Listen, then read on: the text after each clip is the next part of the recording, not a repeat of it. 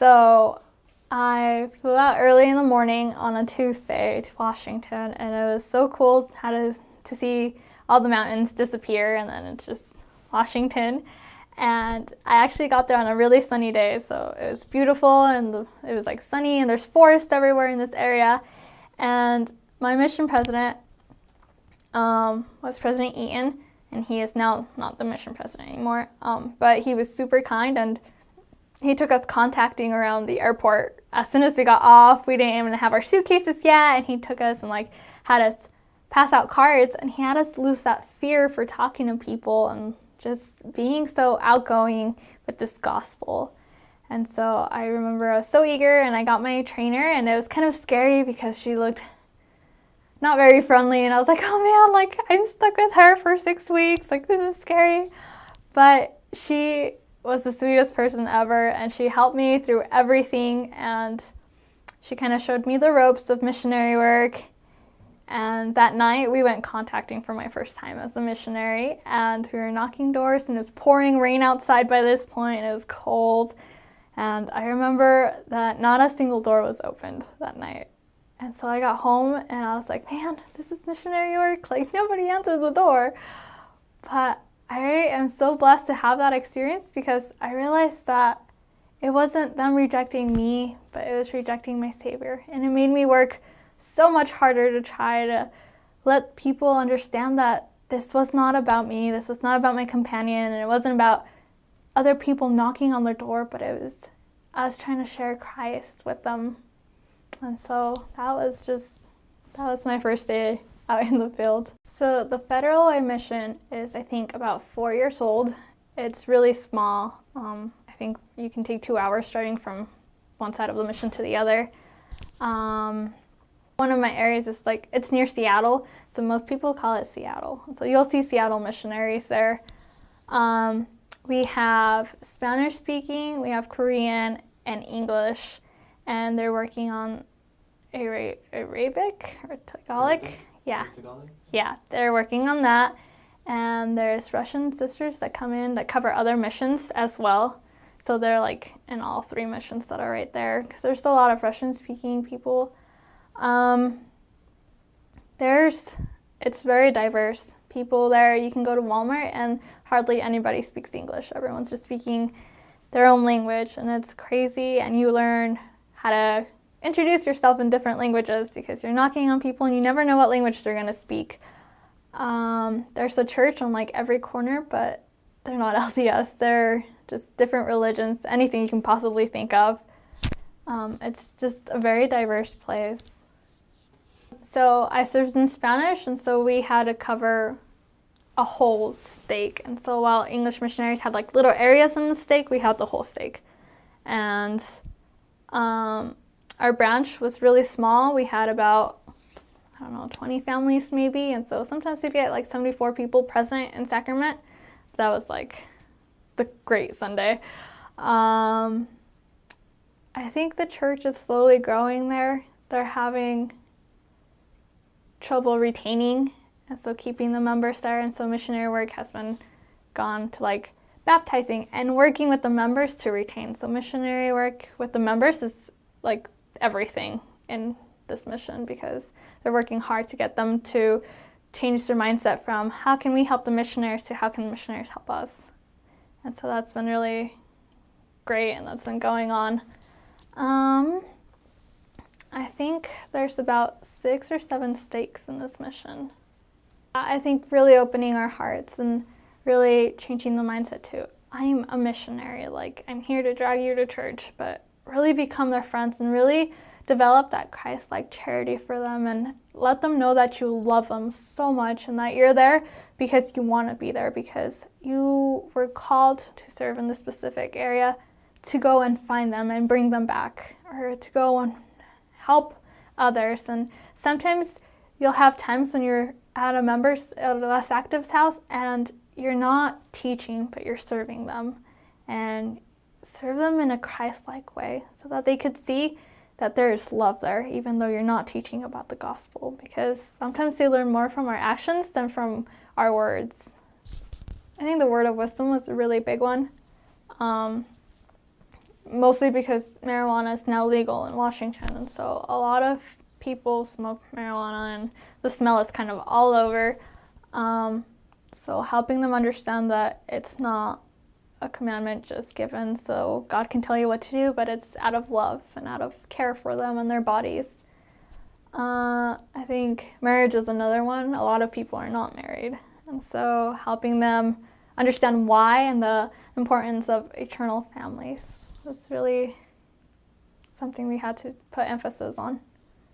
So I served from February to October, and I served in Federal Way from February to March, and then in Renton for the rest of my mission from March till October. Federal Way, Washington. I was only there for 7 weeks. It's really beautiful and green. There's like pine trees everywhere, and so like you're turning and you can't see where you're turning to because there's trees everywhere. I was there in February, so that's really rainy. It was pouring. Well, not pouring. It rains all the time, and it's a constant mist, so it's not like you're drenched instantly, but you progressively get wet. It's by the Puget Sound, so Washington kind of looks like a whale, and so like it comes in, the ocean comes in, and so that's where Washington is, or this Federal Way area. So you can see the Puget Sound from there, and you can visit it. A lot of the people don't work in Federal Way, and so it's hard because you'll go contacting and everybody's working, so you kind of have to learn the schedule from, okay, they're working from this time to this time, so we can go contacting at like 6-ish or 7-ish when people are home, because no one's home during the day. Everyone works either in Seattle or up in Renton, and they just like don't live in the city or don't work in the city they live in. There's a lot of bunnies everywhere, and they kind of like cross the road crazy, and there's squirrels and there's deer. So there's a lot of wildlife, and there's a lot of like dead animals on the road because they're just crossing all the time. People there are friendly during the day. They're not particularly fond of people knocking at night, which is kind of tricky as a missionary because it does get dark really early, and so when you do knock on doors, they are kind of iffy about it because it's dark outside. I remember one day we were drenched, and it was just so cold, and there was a storm going on, and so like there was like twigs flying around, and like trees were like falling. The next morning was a mess, but we had this lady who opened her house to us, and we were able to come in. She didn't want to hear about the gospel, but it just reminded me how friendly people can be. Situations like this, like we were just super soaked and we were cold, and she invited us in because she was nice. And so just always being aware of that people's kindness and that natural desire to do good that people have. Well, the members are awesome. They're always willing to work with missionaries. So Renton is like 15-ish minutes from Seattle, so sometimes up in the high area you can see like the Space Needle, and you can see all that going on in Seattle. It's a really hilled area, so there's a lot of hills. There's less trees there than there is in Federal Way, and so you can kind of see over things. And it's a really busy city. There's always traffic. Like, doesn't matter what time of day or what day of the week, there's traffic all the time. So really plan your appointments with driving time because it's crazy busy. Renton was my longest area, so I love it there. People are really kind, and there seem to be more members in Renton than in my first area. And so you can go into businesses, and sometimes, most of the time, they buy you food. They're really kind. You can see Mount Rainier from anywhere in the mission, so that's really cool. It's like the biggest mountain in Washington, and it's actually in the mission, so some areas can go and visit it on like their cultural day they get. It's a very diverse place, like I mentioned before, so it's kind of an Easter egg hunt when you go contacting, and you're hoping that the next person who opens speaks Spanish and you can teach them. There is like Maplewood Park apartments in Renton, or there's like certain apartments where the missionaries already know that they're mostly like Hispanic, or they're mostly like of Asian origins. Like there's places where the missionaries have in their area book that are already drawn out that you know where people you're looking for are going to be. Yeah. But it's mostly diverse. There's a lot of Russians, and there's a lot of Asian people there, and there's a lot of Hispanics too. So first of all, waterproof everything. Everything you get, your boots, your purse, your jacket, waterproof, absolutely everything. Your coat, I took a huge coat, which is not really needed most of the year. Just kind of like a rain jacket that's warm on the inside works, because it's just pouring rain. It doesn't get cold. It doesn't really snow in Washington, or at least in this area. Don't stress about everything, and just don't try to, yes, aim for perfectness, but just don't try to be perfect all the time, because we do mess up, and it's hard to accept that. Sometimes we make mistakes, and we're only teenagers most of the time, and it's okay to learn as we go. Love your companion. Just make them your best friend, because when it comes to emotional wellness there, it's hard because it is rainy and it is cloudy all the time, and sometimes it gets kind of blue. Just love your companion so much that you're aware of their needs and they're aware of yours, and that you can openly talk to them about anything, because they are the one person who's there all the time. And I know sometimes it's hard to get along with girls, but just know that we're all going through the same thing, and so having them there will make everything better if you let them in and open your heart to them. Your packet says bring only a few wardrobes, but I would say it's okay to bring more clothes, because you do get wet a lot, and so sometimes if you have time, you change a lot during the day. Let's see, street smart. You get catcalled a lot as a sister missionary, and you'll be walking down the street and someone just always has to mention something. And so just remember that you have your tag on, and sometimes they don't know what it means, but you can always remind them what it means. And so we've gotten in situations where it's dark outside and it's only 6 p.m. and there's a group of guys, and they're always like, hey, come over here. And your first instinct as a missionary is yes, I get to go preach the gospel to them. And yeah, that's amazing. But sometimes it's safer to just get a pass-along card, or just get their contact information if they really want to know, and then pass it off to the elders, because the elders are always your best bet with guys. A lot of people offer you to drink. Oh, it's kind of cold. Do you want a beer? Just take that as an opportunity to teach the word of wisdom, and teach them in a Christ way that we don't drink and don't accept it. And again, just pass it off to the elders if they really do want to learn. Always stay with your companion and stay in the lit areas, because there's a lot of darkness because of the forest.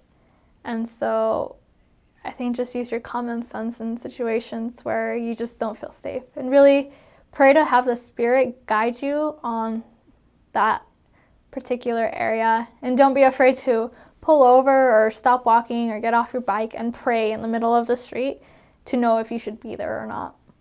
I would say just have fun. I know a lot of the sister missionaries I worked with got caught up in I have to be perfect and number one missionary out there, and they forget who they truly are. And just because we're changing out on our mission and we're changing that natural woman that we were when we were at home doesn't mean we have to lose our personality. We just have to be our best self now, and make sure that we're changing not just our behavior but our nature as well, so that when we do come home, we're that best self all the time, and we don't go back to who we used to be before. Something that I learned was to not underestimate the power of priesthood, and to trust your elders that are serving with you, and ask them to give you blessings whenever you need one, for health, for insurance, for anything you need. Just if you're having a bad day and you need a blessing, don't be afraid to ask one, and don't be prideful, and just really be humble and meek, so that you can realize that desire for a blessing comes from our Heavenly Father, and He's waiting for you to reach out to Him And so through your priesthood leaders, you can always receive one. And your district leader, they're there for you.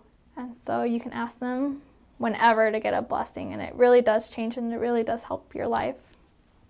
So I think if you're in doubt, just ask questions. Ask the members what words mean. Ask them, because they will tease you because they find it adorable when someone doesn't speak their language. And it's okay, just laugh it off. Don't take anything that they say about your language skills to heart, because I've learned that the Latin culture is very lively, and so they just kind of tease and they're always making jokes about everything. And so just laugh along with them and ask them what words mean, and just really ask them for their help. They love it when a missionary asks for their help when it comes to learning a language, because then they can teach you about the culture and about the food.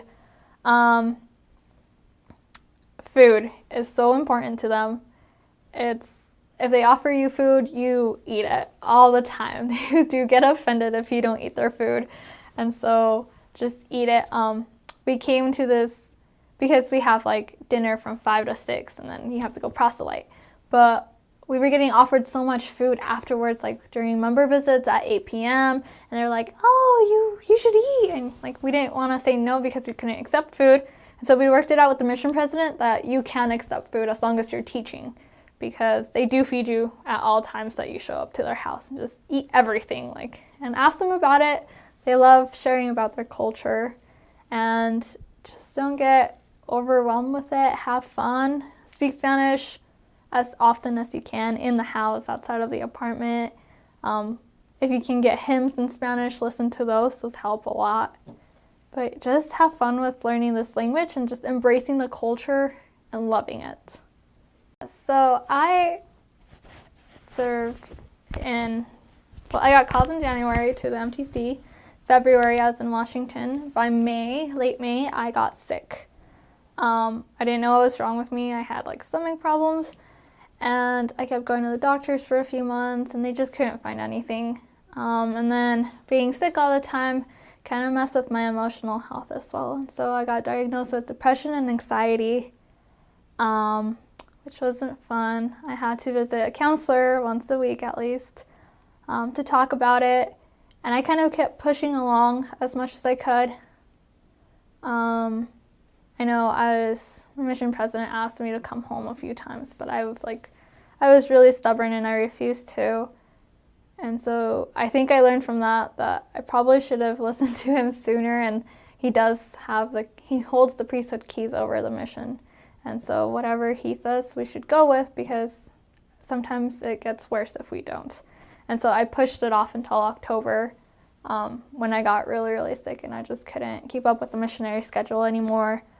I was feeling really down because of the weather, and I was having anxiety attacks.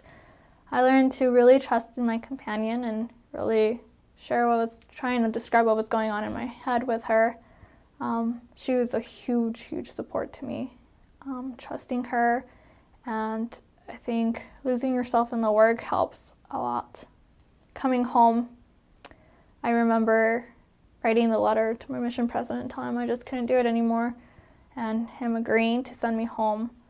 That was early October. And so by mid-October, he came and picked me up, and I was leaving home with all the other departing missionaries. I think it was hard, and it was a very emotional day riding on that plane home, because I didn't feel like my job was done, and I didn't want it to be done. I wanted to keep working, and it was pretty hard coming home and having to take my tag off. That first week was rough, and I just didn't know if I wanted to see people or not. But I learned to just accept God's will, and He makes everything fall into place, because it doesn't matter if we served for 2 years or 18 months or 3 weeks or a day or 2 hours. We served, and we put everything aside to go and serve God, and He will help you get through everything. I've been home for almost 6 weeks now after serving for 10 months, and I've seen His hand every day in my life, and I've seen people's support in my ward and my family and their love they have, because they do love you, and they love you being a missionary or not. And so I think just making sure that we understand that just because we come home early doesn't mean that we quit. It means that we keep progressing in other ways. But taking care of our spiritual self is important, but we have to take care of our physical and emotional health, or else we can't be the best we are and be able to serve God with 110%. It was pouring outside, and this was past curfew, so we were inside already, and it was pouring, and you could hear the trees falling down, and it was really, really windy, and the lights went off because it was just storming outside. And so that was crazy. Other than just the bunnies that are everywhere, I don't think we saw more than that. So there's an area in my last area, it's called Skyway. Sister missionaries are not allowed up there after 6 because it is dangerous, and there's always shotguns going on and you can just hear crazy stuff. But we were driving up there one time and you can just see people getting arrested at the side of the road, and so that's kind of really sketchy, and you're just like, okay, well, but you learn not to be up there after a certain hour because it does get dangerous, and you see people on the floor getting shot, or I didn't see anybody get shot, thankfully. There's a lot of bike riders too, and so sometimes I think one time we were riding our car back home, and the lady in front of us didn't see the car, or the biker, and she hit him, and so he flew over our car, and he was yeah, it was so scary, and the windshield was shattered, and his bike was over there, and he was over there. So just be really aware when you're driving for those bikers. I learned to trust in the Lord, and in putting Him first always, everything else just falls into place. So there's always dry moments in the mission where you're just not teaching anybody, and you're knocking on doors and no one's answering. And so just not losing that faith that God has prepared those people for you, and always having hope and looking for other opportunities to serve rather than just contact all day. Because I know that I had transfers where we didn't baptize and we didn't teach anybody because it was just dry that moment, but always just knowing and trusting that someone's going to come along and you're going to be able to teach them.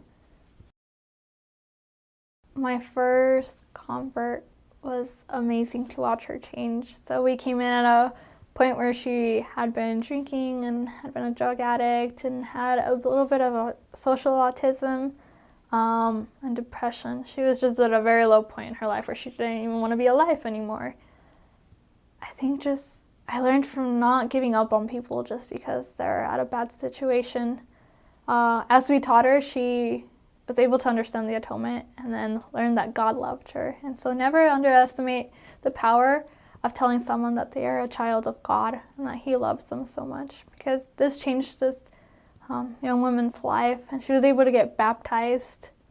And now I still keep in touch with her, and so watching her change and watching her interact with the members and just being so strong in the church was amazing. From someone who didn't know God existed to someone who can firmly tell you that she's a child of God and that she feels God's love through everything in her life every day is so powerful.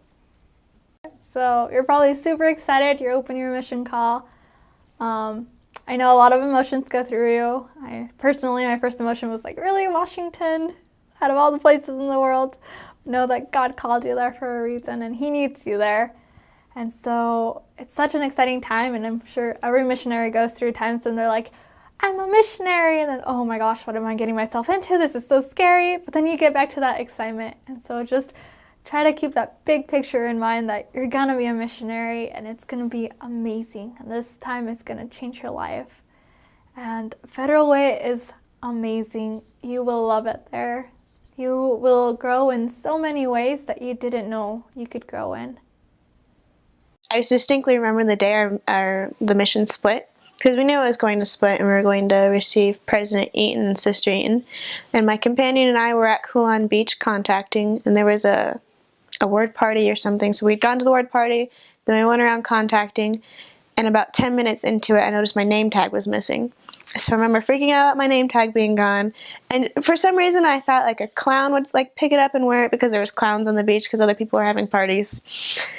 So I was just worried about a random clown having my name tag, and then we got the phone call that our mission had officially split and we were no longer part of Seattle. We could no longer have contact with the Seattle missionaries or anyone a part of there. And I remember turning to my companion and I was like, I don't know where I am, and I don't know who I am because I don't have a name tag anymore. And it was really interesting, the split, because we knew the transfer before which mission we were going to end up in because we already knew the boundaries.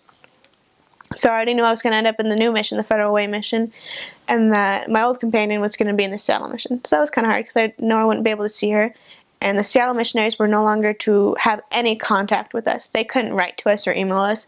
We still had permission to write and email them, but without any response, there's no point. So I wasn't going to have any contact with her. That was kind of disheartening because she was my MTC companion and I really loved her. But being part of the Federal Way mission was really cool. My companion and I, we didn't get in trouble, but we got in a bit of a pickle. The first weekend with our new mission president, there was a really creepy guy who kept calling us and calling us and calling us, and he wouldn't stop. And our zone leader and district leader would not let us contact our new mission president because he was brand new. And so we were like, well, we don't know what to do because this guy won't stop calling us. And it was not okay. Like, the police got involved because we were at our branch president's house when it happened, like the first time. And so he called the police. And then the district and zone leaders were like, it's okay, don't call president, we'll take care of it. And we're like, what are you going to do? You can't do anything, you're 20-year-old elders. So, well, they didn't do anything, but eventually President Eaton did find out. And he called us like Sunday morning right before church. And he was like, sisters, if anything like this ever happens again, you call me. And we were like, yes, sir. So it just started out a great relationship. Like, we loved our new president. Like, our old president, we loved him too, but they were a night and day. Our first mission president was very strict on the rules. We had a lot of, not regulations, but a lot of things to do. Like, every morning at 7:30, everyone in the mission would say a prayer. And we all recited the Ensign Pledge right when we woke up. Just a pledge about what we were going to do that day, talk to everyone, have a good spirit, I don't know. And the new mission president was like, whatever the white handbook says, just do it. And we were like, yes, sir, we can do that. So he was pretty chill, but still, like, very strict on, like, obedience. Like, you do what it says, you interpret it correctly. AC/DC is not part of the mission handbook. That music it's not spiritually uplifting, but we could listen to, like, I don't know, what's it called, vocal point? Because our first mission president was only hymns. You could only listen to hymns. So we listened to hymns for like 5 months. And then as soon as that was done, we were so excited to listen to Danny Boy from Vocal Point because it wasn't a hymn, but we loved the song anyways. So we were excited to listen to that. And I do remember the first experience we had with our new mission president's wife, because both my companion and I were very ill. But our first mission president's wife was like, if you're sick, you go out and work. Like, there's people out there who are spiritually sick, and even though you're physically sick, they need your help. We were like, okay, we can do this. Like, if our mission president wife says so, like, the Lord will strengthen us and we can do it. But we were, like, so sick that I was driving, and she was a designated driver, but I was driving, and I, like, pulled over, and I was like, Hermana, I don't know where I am, and I'm really confused right now, because we were, like, so mentally out of it.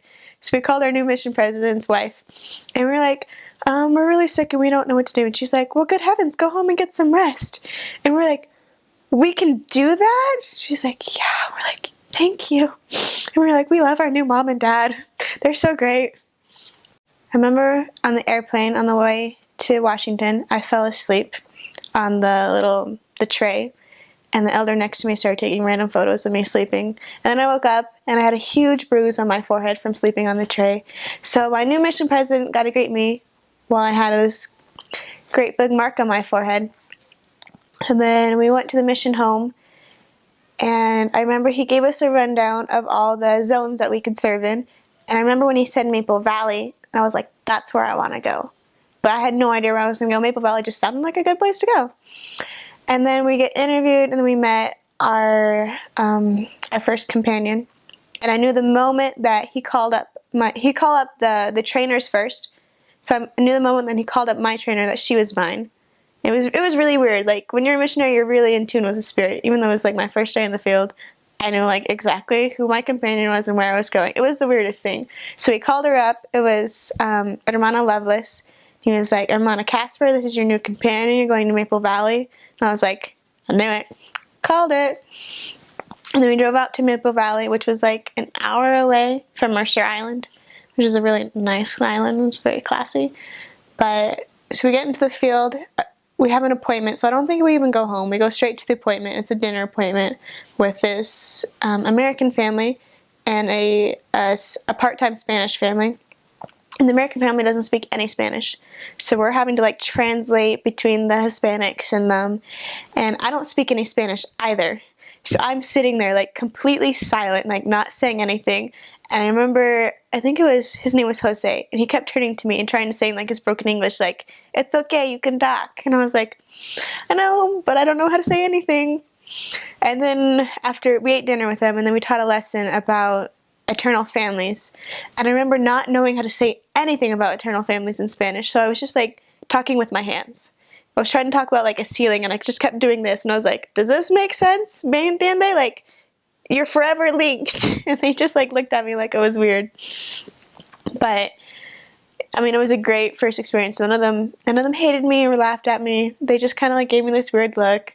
But I just kept trying to talk in my broken Spanish, and they would respond in their broken English, trying to help me out. And I remember the first night I invited, his name was Adam, to be baptized. Was it Adam? Yeah, it was Adam. And he said yes. And it was just such a neat experience to have like your first commitment be accepted. And then we went home. We helped me unpack for like 10 minutes before we had to do all our other stuff. And then the next day I finally got like a good look at Washington. And Washington is so green. Like, everything is green. I'm from Texas and nothing is green. Our cactuses are green and that's about it. But everything was green. Like, the dirt was green. There was like moss on the dirt and moss on the roofs. And I just remember like always saying like, why is everything green? Like, that's not supposed to be green. It's supposed to be brown. It's a tree. But like, everything was green. And it was always raining. Like, it's called the Seattle drizzle, where it's not like downpouring, but it's just there's always like a slight drizzle going on. Because I got in there at the beginning of the end of the winter season, and so winter season is rainy season. So it's just constantly drizzling.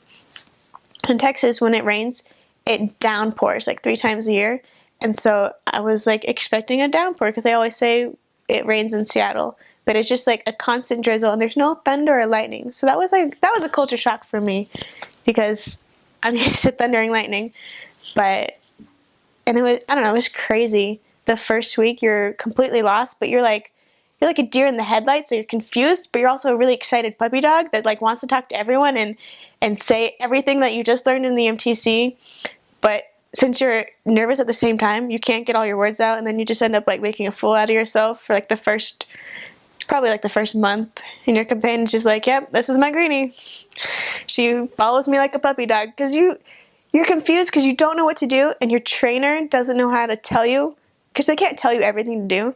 So you ended up just like following your trainer around, and I like literally did that. I was always next to her. And you're supposed to stay together, but you didn't have to follow your companion. So I started my mission, the Seattle mission, and the Seattle mission has a lot more city in it. So I first started in Maple Valley Zone, which is more like, it's farmland, it's Cowtown. And then the northern half is all cityscape, and it's got a beautiful temple in Bellevue. I always end up calling it the Bellevue Temple because it's in Bellevue, but it's called the Seattle Temple. It's a beautiful temple. There's a stick center right next to it. So the Seattle mission it's not a large mission. You could stick your finger on a map and cover the whole mission. So it's, and like 3 other missions, it's really small. But it's densely populated, so there was a lot of missionaries. So there was I'd say about 200 missionaries, 100 elders, and about 100 sisters. I take that back. When I first started, it was about 150 elders and about 50 sisters. And there was I want to say like 8 Spanish-speaking sister missionaries and like 6 Spanish-speaking elders. But as time got grew on, we started receiving more sisters because more 19-year-old sisters were coming out.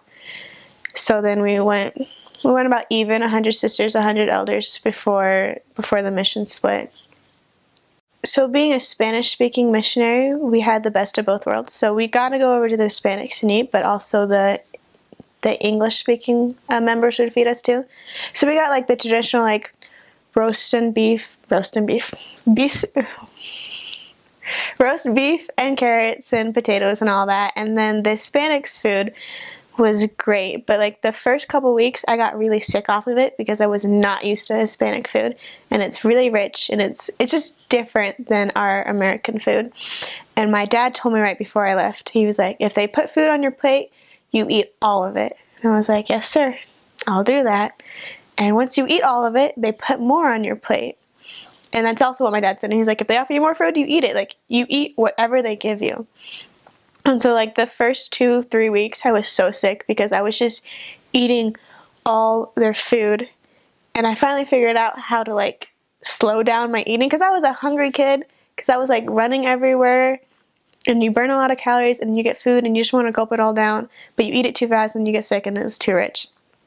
But like there's a bonus of being part of like Spanish speaking in America is that you don't get just one set of Latino food. Like you can get Mexican food and Honduran food and from El Salvador and Peru and Colombia. So you get like a whole mixture of different cultures' food, and you get to like try which ones are different. Like pupusas from El Salvador, so good.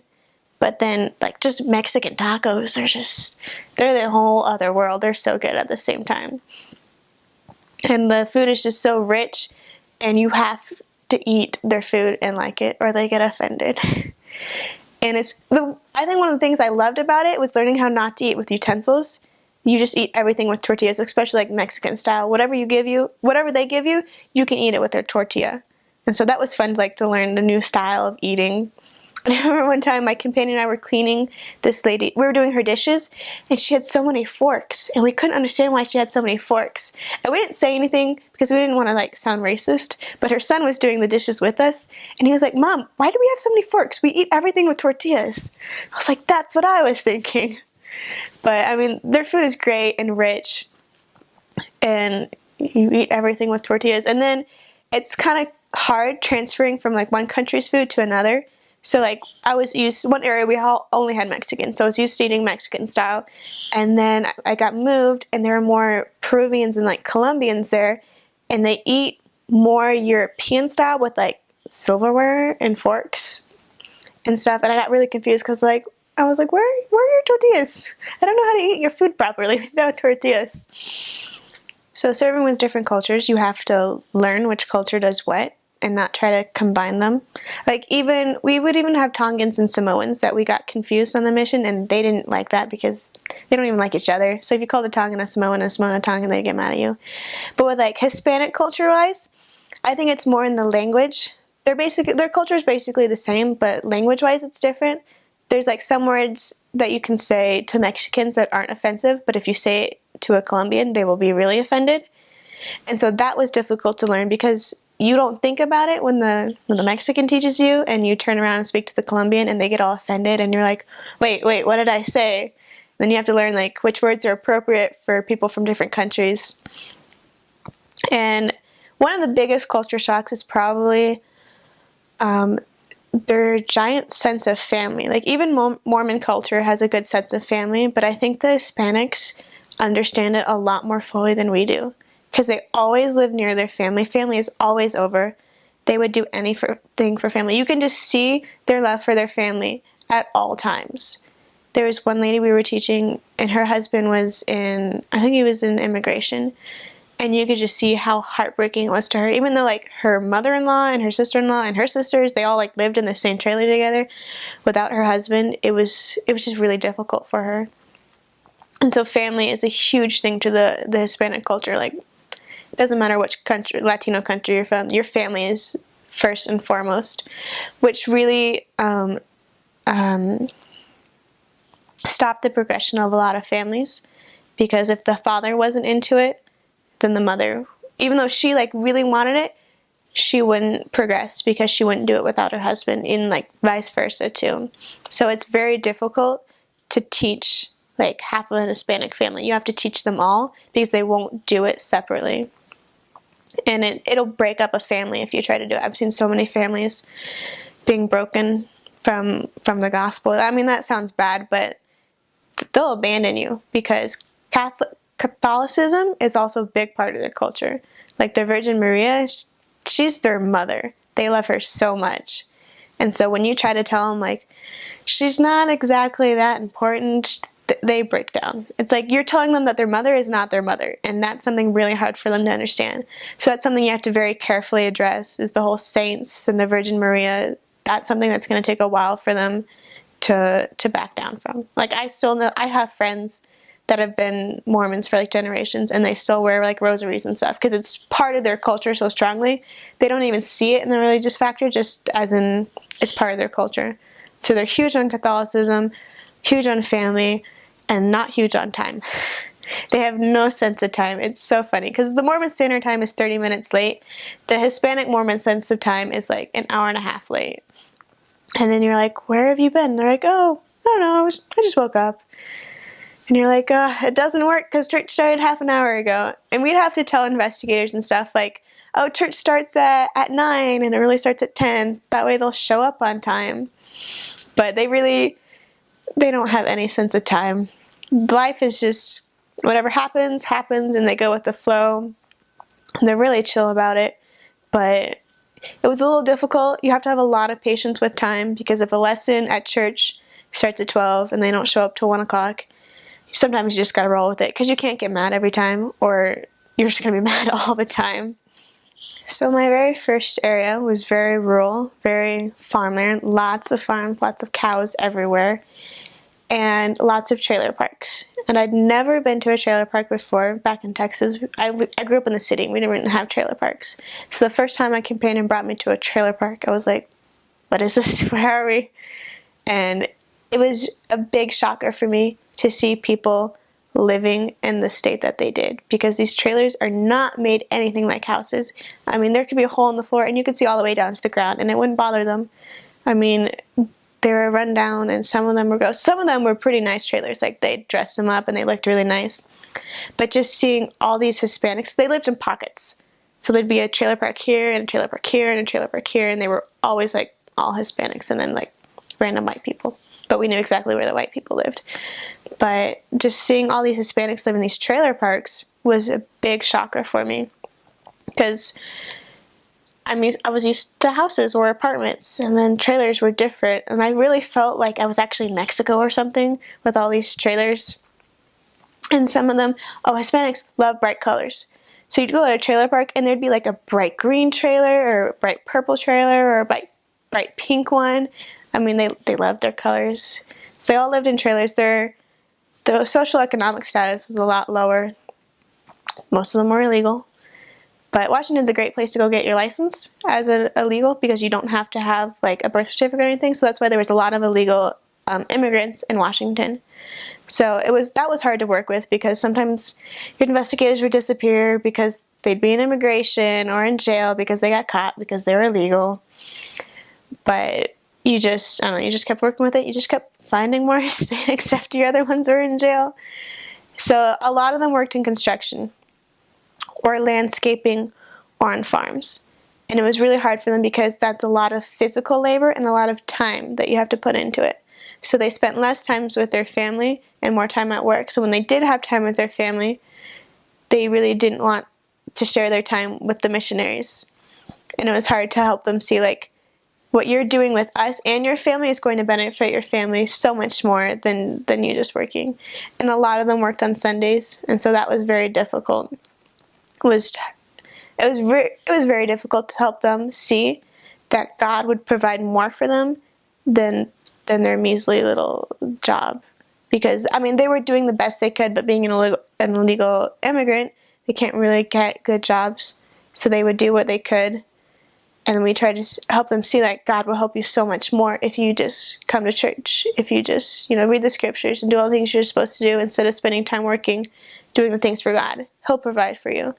But that's very difficult for them to see because they're living in such low social economic situations that if they don't bring home money, their children are going to starve.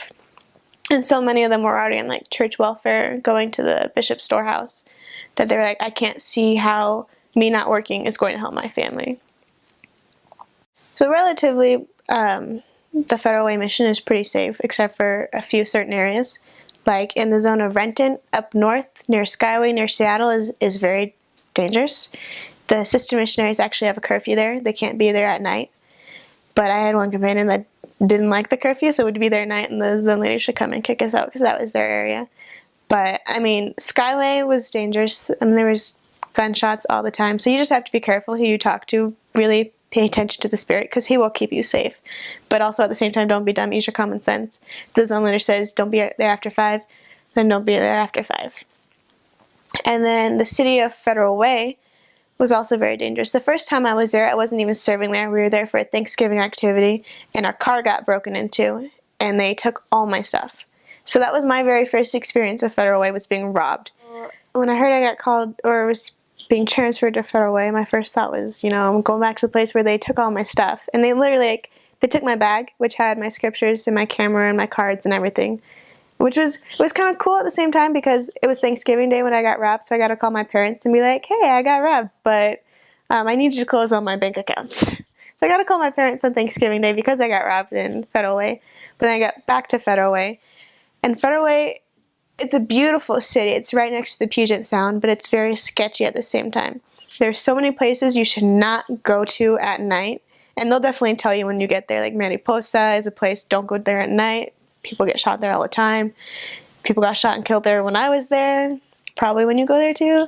So that place is sketchy, and it always smells like marijuana. So whenever we walk through it, we'd just pull our shirts up to our mouths so we didn't have to smell it. But I mean, Federal Way is just sketchy altogether, because it's like a rundown city, and the police are always out there.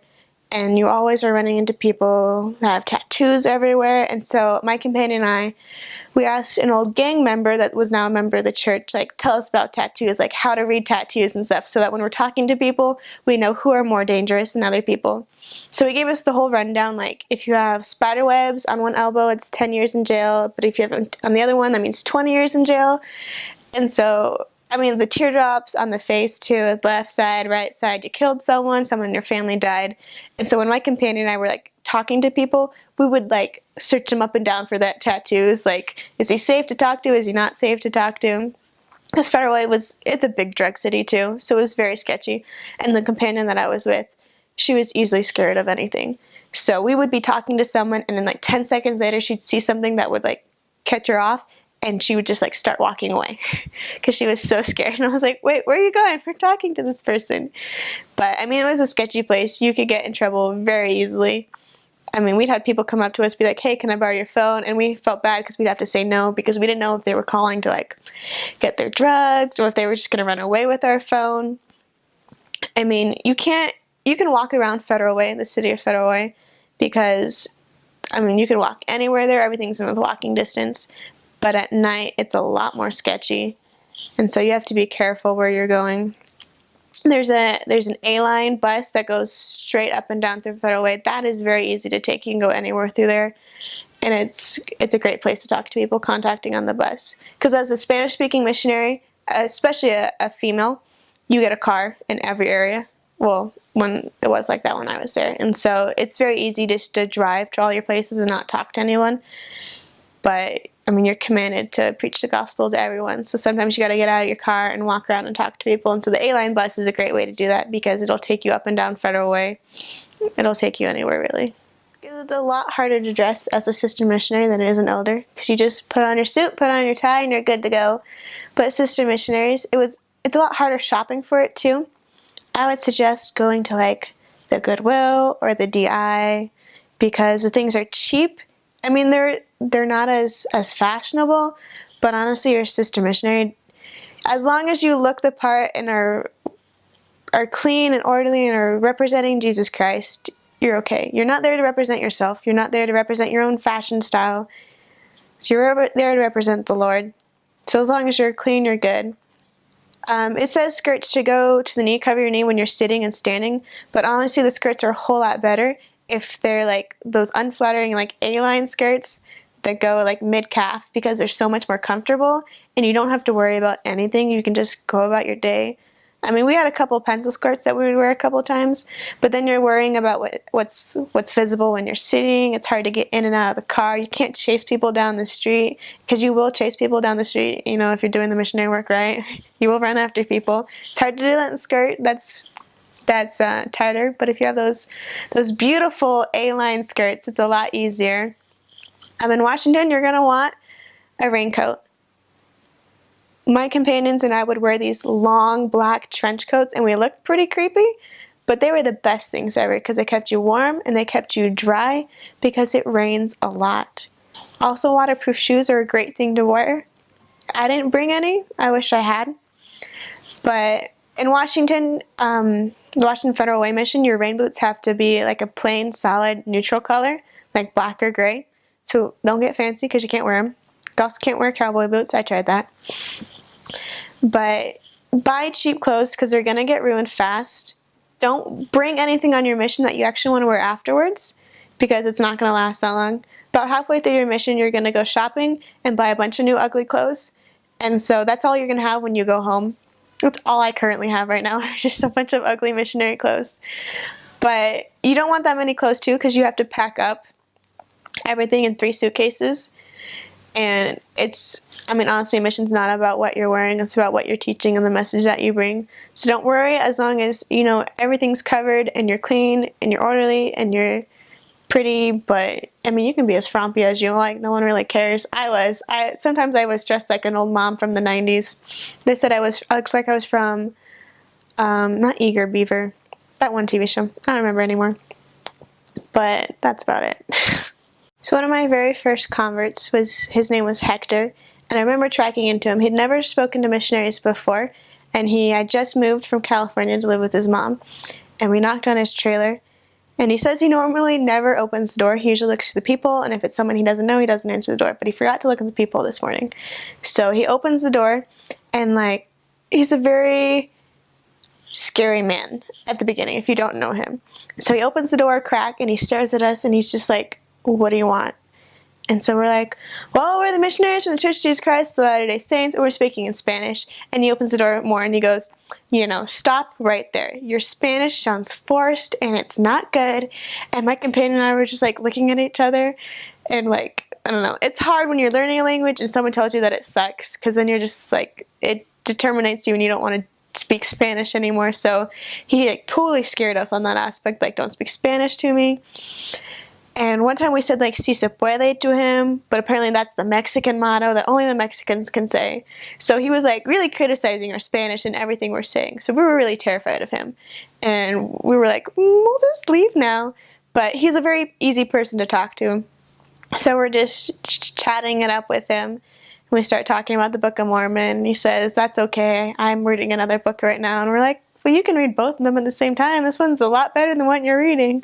We had somehow asked him what he was reading, and it ended up being 50 Shades of Grey. And we're like, "This one's a lot better. You should read the Book of Mormon." And just the first couple weeks was rough with him, rough teaching him, because he wouldn't pray at all. He refused to pray.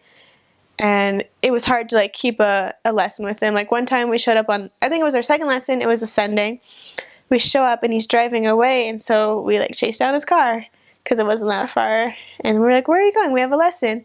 He said he was going to the grocery store to buy limes or lemons. And we were like, "No, don't go. Stay here. It's better." And he's like, "No, it's okay. I'll be back in 30 minutes. And we're like, "Okay." And then he asked us if we wanted to go with him to the store. And we're like, "Probably shouldn't. It's the Sabbath. We're going to keep it holy, So we keep teaching him. He finally prays. That was a miracle that he prayed.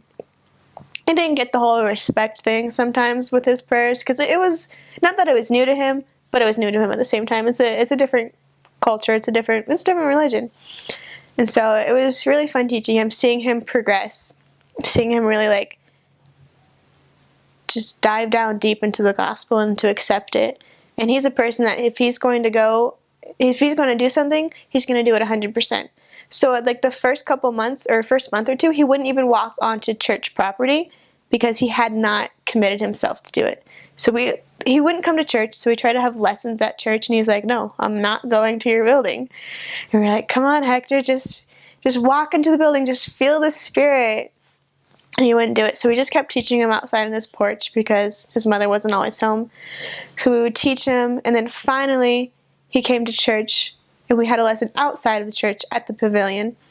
And it was kind of like, it was one of those make it or break it lessons because we'd been teaching him for a while. And we're like, Hector, you have to do something. You have to choose to do something.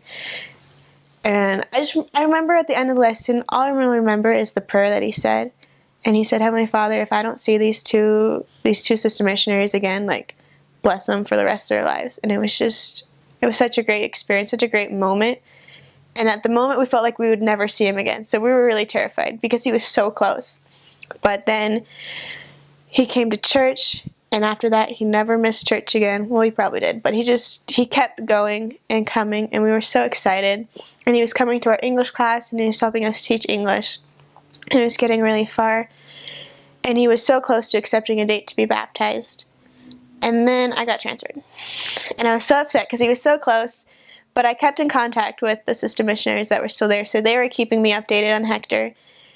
And he was even teaching Sunday school. Like, they had given him a calling to teach Sunday school, and he still wasn't baptized. He still wasn't a member, but he was teaching Sunday school to all the other non-members. And we were just like, come on, Hector, like, you know you want this, you know you can do it, you know how much it's going to bless your life. But apparently with the stipulation of being called as a Sunday school teacher, he has to be a member. So he's like, okay, I'll get baptized. And it was so great to go to his baptism and see him, because we found him in June, and he had just hurt his knee, so he couldn't go back to California because he was planning on moving back to California, but he hurt his knee playing soccer, so he's forced to stay in Washington, which is totally the Spirit saying, this is where you're going to get the gospel, so you got to stay here. So he got baptized August 30th, and we met him beginning of June. So it was like 3 months. It wasn't too long. But going to his baptism was so great. Like, I bawled. So I was so happy to see Hector get baptized, like, finally make that choice, because it took him forever in the beginning just to even say a prayer. And now he was getting baptized and making a covenant with his Heavenly Father. And then a couple months later, I was called back to Maple Valley, back into his same ward, and I got to see him get the Melchizedek priesthood. And it was so neat to see, like, full circle. Like, he started not even wanting to, like, say a prayer or read the scriptures, to, like, having the Melchizedek priesthood, being able to give blessings. It was like the Spirit changes people's lives so intensely, and you don't even know how much it can change them from, like, meeting them in the beginning. Because Hector scared us out of our pants. It was so terrifying. And we didn't even want to talk to him half the time. But then he just, like, progressed, and it was so great. And, like, still to this day, I'm in contact with Hector all the time. Like, it's just trying to keep him, like, progressing, because we don't ever stop progressing. Our spiritual progression still goes. Missions are one of the greatest things you can ever choose to do. Honestly, you're going on a mission to change yourself, because God can do this work without us. But we do it because we need to be refined, we need to change. We need to really learn who our Savior is and who our Heavenly Father is, and how much they really love us and how much they've done for us. It's probably one of the biggest things I learned on my mission. Through all the lessons that you teach, that you're teaching other people about the gospel, you're really teaching yourself about the gospel and why we're here and what you're doing here. And as you're on a mission, you're going to question a whole lot of things. But if you remember why you came out in the first place, if you remember that you're here to love the people and love God, then it'll push you through it. It's not about yourself, even though at the same time it is about yourself, learning and growing. But as you learn to rely on your Heavenly Father, as you learn to love the people and serve them, in turn, it'll be changing yourself. Missions, you can't replace them with anything. They will always be they'll hold such a special spot in your heart. And it'll be tough, and you're going to want to go home. But you just can't. You have to keep pushing, because sometimes God brings us down just to lift us up. And that's all part of the refiner's fire, is you have to go through hard things to learn. And life is not easy. Things that you need to learn are not easy to learn, and you'll learn that on your mission. You'll learn that as you watch people, as you learn to get along with companions. as you watch your own testimony grow, as you watch other people's testimonies grow, the gospel is about change. It's about changing yourself. It's about aligning your will with God's will. And these things are all easier said than done, but they're all always worth it. And like my mom always would say, the MTC is training for your mission, and then the mission is training for life. So whatever you're learning out in the mission field, it's preparing you for when you're not a missionary, when you're not wearing the name badge, when you're not always protected by the Spirit, and when you're not always obligated to do the right thing. It's what's training you to go out there and to raise a family in the gospel and to bring even more souls. Because as a missionary, you go out and bring complete strangers to Christ. But when you are not a missionary and you keep going with God's plan and you have a family, your job is to bring those souls. And you'll know better how to do it after serving a mission. And you just got to keep that in mind. Keep the larger perspective in mind, why God has you out here, and keep asking Him. Questions are probably one of the most beneficial resources we have as missionaries. Asking people questions and then asking ourselves questions.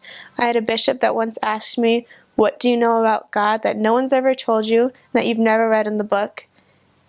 And after I delved deep into that and thought about it for a really long time, I finally had one of my most spiritual, intimate experiences with my Heavenly Father. And I don't think I would have had that if I hadn't been a missionary.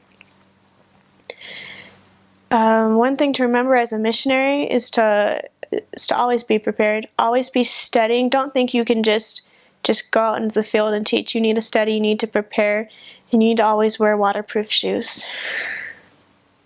Miracles happen all the time on your mission, but sometimes they don't always happen the way you expect them to happen or the way you want them to happen.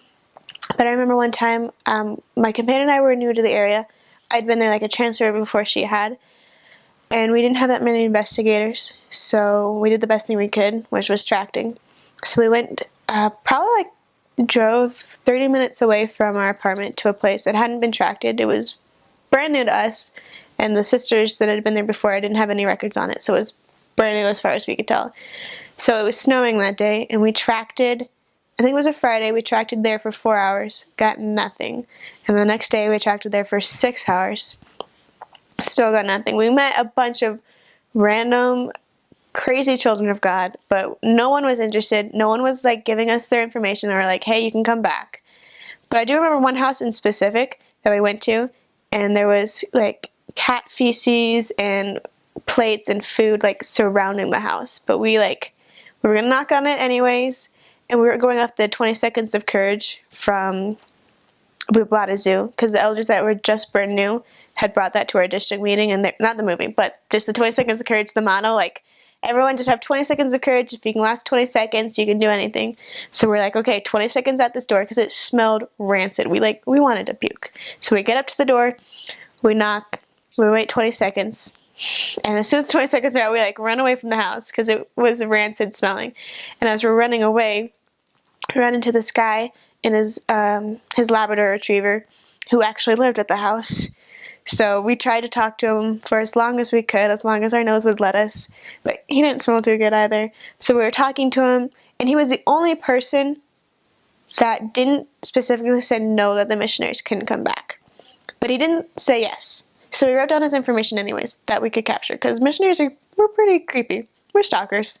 You write down people's information or house number and stuff, even if they don't tell you to let missionaries come back, you do it anyways, because the Spirit tells you to. So we wrote down his house information as he's walking away, and as we're walking away and trying to do it as stealthily as possible.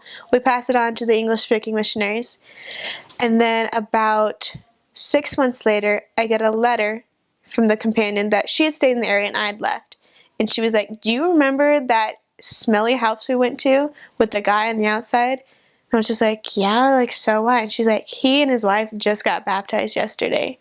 And I was like, "Are you kidding me?" Because it was so great. 6 months later, we probably spent 8 hours tracking in the snow that weekend, got nothing. We hadn't seen any fruits of our labor, but this man and his wife's lives were changed, and they wrote us a letter, because we had initially found them, but they were taught by other missionaries. So he wrote us a letter, and she sent me a photocopy of that letter, and reading that letter just really changed my whole mindset of miracles. that they're real and they come, but they never come when you expect them to, and they don't come in the way you want them to, but they're there and they're real. And like, it just showed you how much God's in charge of this. Like, so many miracles happened like that. One time, so missionaries fall asleep when they're praying a lot because you're really tired. And so I fell asleep while I was praying during my personal study, and my companion woke me up, and she was like, "So, what'd you pray sleep about?" And I was like, "We're going to find a family of 3 today." Like, came out of nowhere.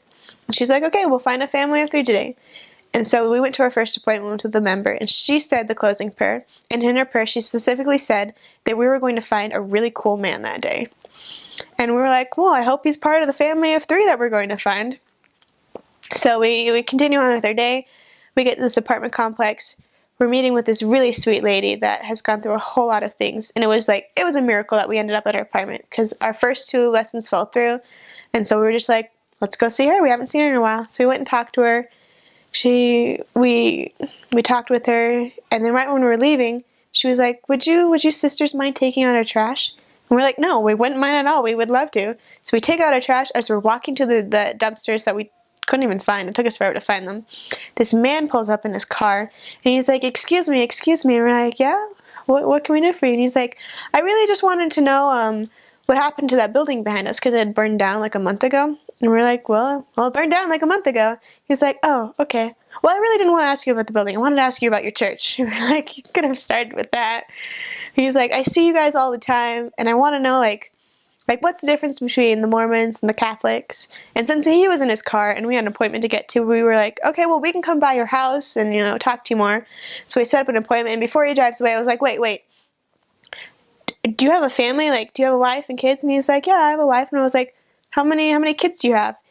And then in straight English, because we were speaking Spanish at the time, he looks at me, he's just like, 1. I was like, that makes 3. And it was so cool. Like, everything came together. It was so specific, but it was another one of those one-hit wonders where you find the guy, they're super excited, you're super excited, and then you can never find them again. But I think the one-hit wonders were probably one of my favorite things, just because it showed you how much God's hand is in the work, but then how much we have our agency to choose to keep going. As he would lead us to these people, we'd find them, we'd have great first lessons with them, and then you could never find them again. But it happens all the time, and you just have to keep building your faith and keep going with it. Because it's so easy to say, well, they're just going to be another one-hit wonder. They're not going to want anything after this. Why keep talking to them? But you just do your part. You just talk to them. You just keep going out and finding miracles. And miracles are everywhere as long as you're willing to see them. Because the one trainee I had, she was always upset about not having enough miracles. And I just kept telling her, you're not seeing the miracles. They're here. Your eyes are just not opened. And so now when I get her emails, they're chock full of miracles. She's like, and then this miracle happened, and then this miracle happened. And it just makes me so happy to see, how her vision has changed. Not necessarily the circumstances, but how her attitude has changed about seeing miracles. Because they're out there all the time. And God's just waiting for us to see them. So what is the craziest food that you had on your mission? It was probably the cow stomach soup, menudo or something like that. I like that because we had a member who would always feed us random foods, like cow stomach or cow tongue. Oh, the crazy experience was one time I thought it would be a good idea to take a shortcut walking home while it was raining, because it was dark and raining, and I was like, well, the faster we get home, the better we are.